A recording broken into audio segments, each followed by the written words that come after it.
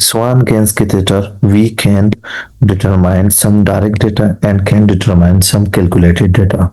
What are the direct data we can get from Swan-Ganz catheter? So these are the following, and these are the right atrial pressure. This is the right ventricular pressure. This is the pulmonary atrial pressure. This is the pulmonary capillary wedge pressure, and this is the mixed venous oxygen saturation. By calculated data, we mean that we can calculate two things. That is, the one is cardiac output and the second one is the total peripheral resistance. This total peripheral resistance is also called systemic vascular resistance. The right atrial pressure, which is normal and is 5 mm of Hg. The right ventricular pressure is 20 by 5 mm of Hg. The pulmonary atrial pressure is 20 by 10 mm of Hg. The pulmonary capillary wedge pressure is 10 mm of Hg, and the mixed venous oxygen saturation is about 65 to 75%.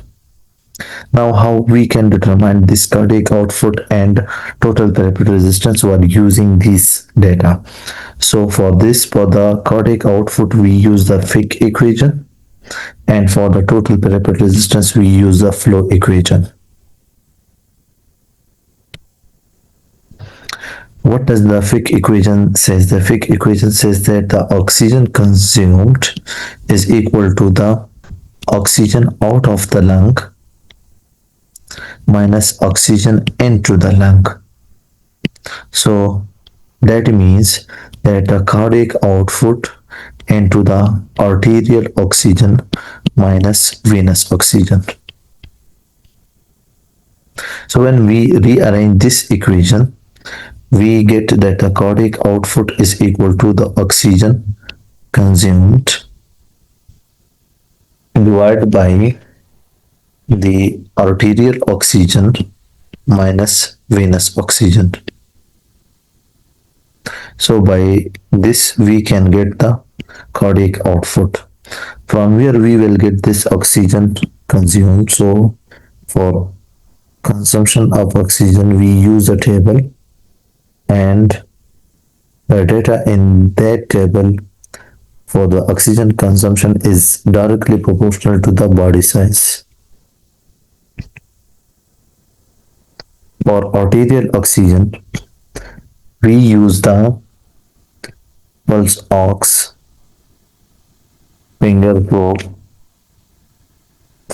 and for the venous oxygen, we use the Swan-Ganz catheter, that is the mixed venous oxygen saturation from here. So when we put all this data into this equation, so we get the cardiac output. For total peripheral resistance, we use a flow equation, which means that change in pressure is equal to cardiac output multiplied by total peripheral resistance. The total peripheral resistance, by rearranging, we mean that change in pressure divided by cardiac output.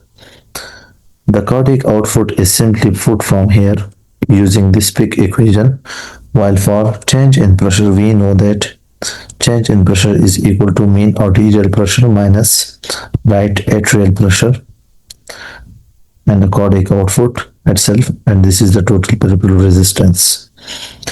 So mean arterial pressure, we can take the value of mean arterial pressure from BP curve, and the right atrial pressure we can get from the Swan-Ganz catheter. So by putting all these data, cardiac output from here, we can get the total peripheral resistance, which is also called systemic vascular resistance. How the Swan-Ganz catheter is introduced into the patient? So it is introduced via venous channel, and then it comes into the right side of the heart. So this gets into the right atrium, then the right ventricle, and then into the pulmonary artery, and ultimately from pulmonary artery also collect some sample of the venous blood. So this right atrial pressure is calculated, which is 5.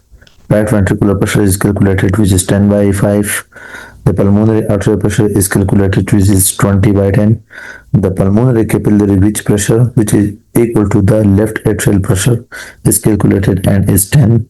The max venous oxygen saturation, that is 65% to 75% normally.